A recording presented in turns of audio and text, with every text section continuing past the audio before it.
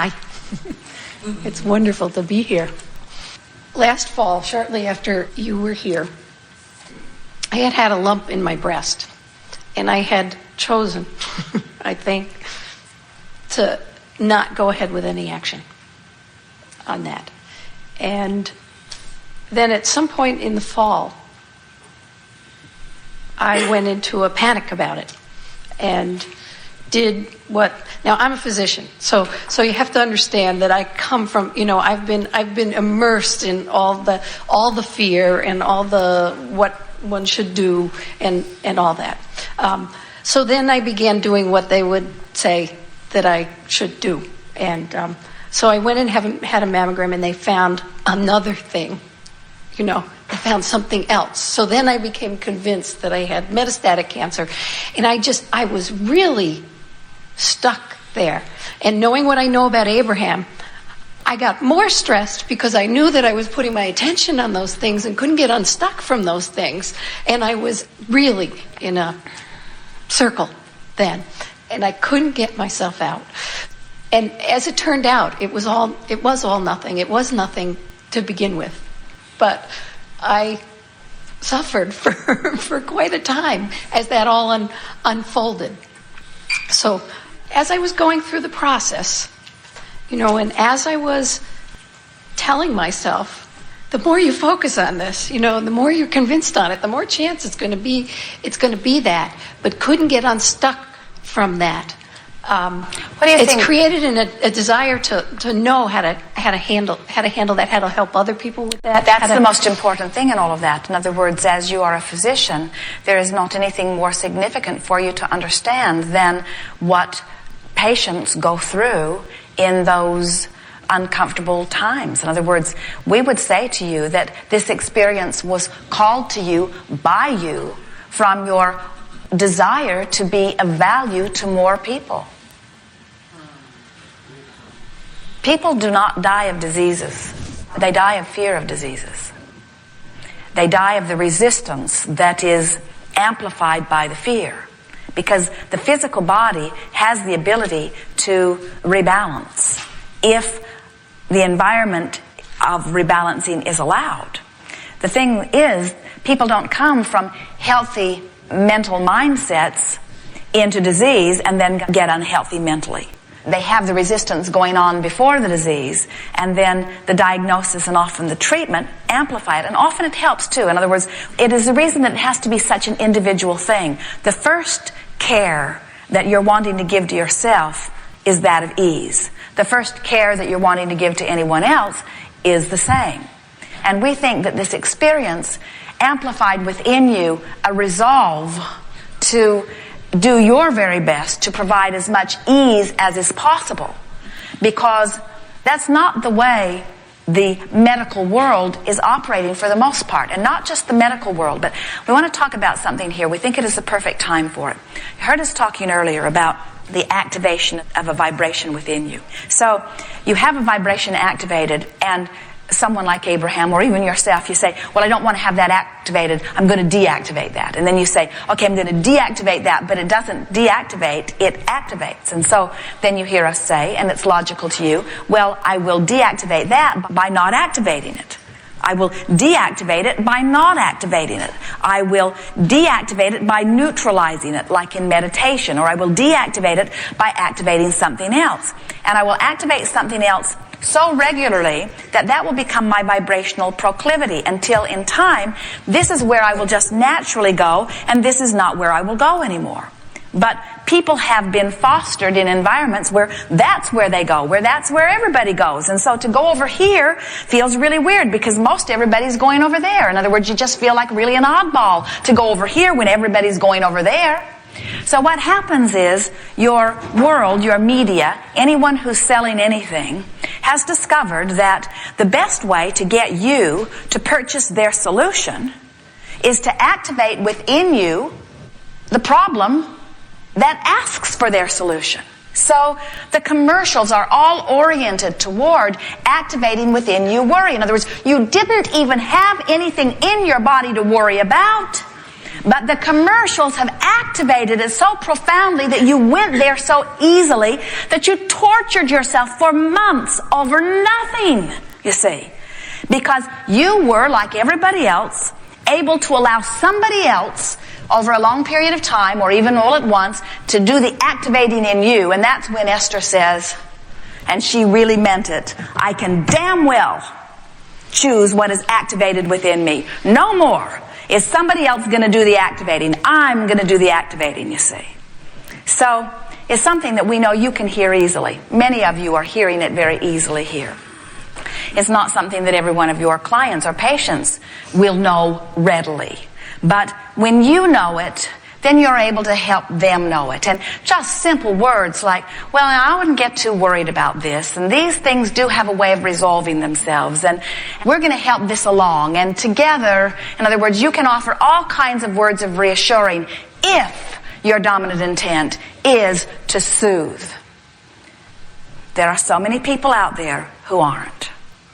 Esther went to a physician wanting birth control pills, took the normal tests, and never called back about them because she wasn't interested in what the tests said. She only even went there to get the birth control pills to begin with. So many weeks passed, and the nurse from the office called and said to Esther, we double billed you for the tests, and we are sorry about it, just wanting you to know that you'll see it on the credit card, and we have credited it back. And Esther said, so nice of you to call. And then the nurse said, while I have you on the phone, would you like the results of your tests? And Esther said, I guess. And so she said, okay. And Esther said, thank you very much. And then a few more weeks passed, and she gets a call from the doctor. And the doctor says to her, you should not be so irresponsible as to not call and get the results of your tests. And Esther said, well, I've been very busy, and I really wasn't worried about it. There really isn't anything for me to worry about, is there? And the doctor says, as a matter of fact, I do have some concerns. And Esther said, you should be ashamed of yourself. Scary, nice little girls like me. Now, we've taken this very far. We've exaggerated it very dramatically because this is not the norm. This is not who you are. This is what Esther attracted. This is how she was feeling about them at that time. In other words, she was mad as hell and not going to take it anymore. And so what would she attract but someone who would give her the very thing that she is condemning with every fiber of her being? But what we're giving you with all of this is that when your orientation is as it is, and that is that of soothing, you will attract those that are seeking the soothing. And most importantly, you have to be in this place where you can soothe yourself. And we think that this whole experience was dramatically and dynamically and perfectly attracted by you to get your attention so that you could perceive from some other point of view. In other words, it is so important to understand what it feels like. Yes. We would like all of you, and we're not really wanting to put you out of work. Well, really, we are. I'm putting myself out. We would like all of you to accept the wellness of your body and understand that your work is to provide the nucleus that allows the body to do what it knows how to do. And that environment is just an environment of joy, of ease, of appreciation, of love. You cannot be predominantly love and be sick. You cannot be predominantly appreciation and be sick. Sickness comes from frenzy and worry and overwhelmment and blame and guilt and fear and anger. We want to speak clearly. It doesn't come from that, but those emotions are indications of the thing that disallows the wellness, you see. There's just no other way around it. And so your words to us are a little bit like Esther's words to us. But there's got to be something to do. In other words, there have to be doing things. That's what you just said to us.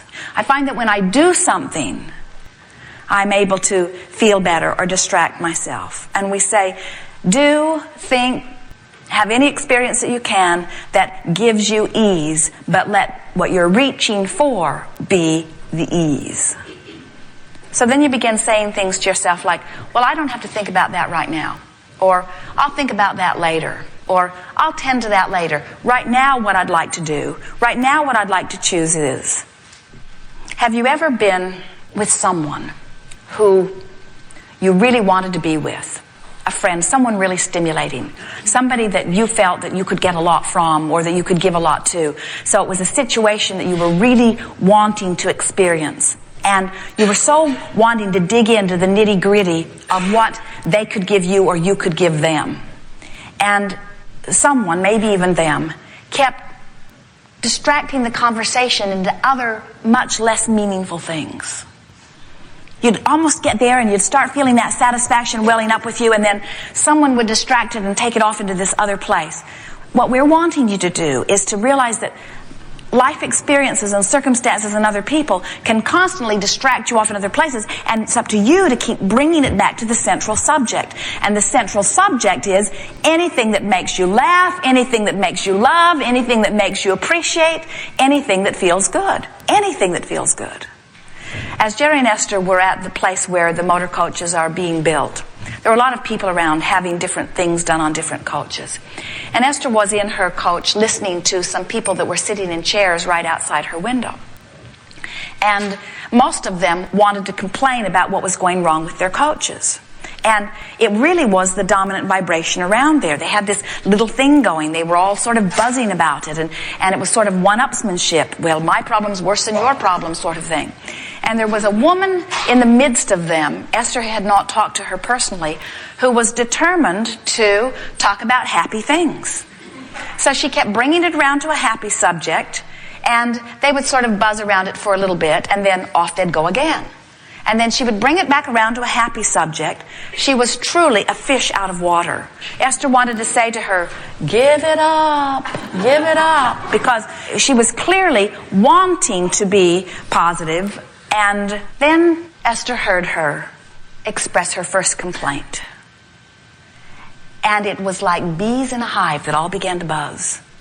It was at an unconscious level, but everyone else in the group seemed to feel victory because the resistor was now with them. As individuals, you're like all of those people. In other words, there are some subjects where it's just easier to be negative. And what we're wanting you to realize is wherever your dominant focus is, in other words, that woman, if she had been determined enough, she could have changed the buzz in the hive. She could have. There just were not enough days for her. But in your own personal experience, as you determine how it is that you want to feel and practice that more, what begins to happen is one by one, those dissenting voices that are valid and have their own perspective and are real, in other words, you're not making them up, they begin to give way to whatever it is your dominant thought, you see. But at the heart of that has to be your determination to feel good. Nothing else works. Your choices have to come from that perspective. I just flat out want to feel good, period. Well, what's happening in world events? It doesn't really matter because I want to feel good. Well, what's happening with the weather? Well, it doesn't really matter because I want to feel good. Well, how's your financial state? It doesn't really matter because I want to feel good. Hey man, you mean you don't want to talk about anything real? You won't talk politics, you won't talk world events, you won't talk economics, you won't even talk personal economics. What's with you? I want to feel good. I'm so determined to feel good that I'm going to sift through until I do. I want to feel good. I want to feel good. I want to feel good. I want to feel good. I want to feel good. I want to feel good. That's the only thing that matters is I want to feel good. I want to feel good. I want to feel good. I'm choosing to feel good. I choose to feel good. I choose to feel good. Did you hear about this? Briefly, but I choose to feel good. Did you know about this? I'm aware, but I choose to feel good. I choose to feel good. And in time, what begins to happen is you develop this ability to feel good wherever you are. Because you're choosing to feel good consciously. So you're offering a vibration that attracts more things like that until everywhere you go, the best of it just shows itself to you. You understand this. You apply it. You ask for this. You're really fine-tuning here.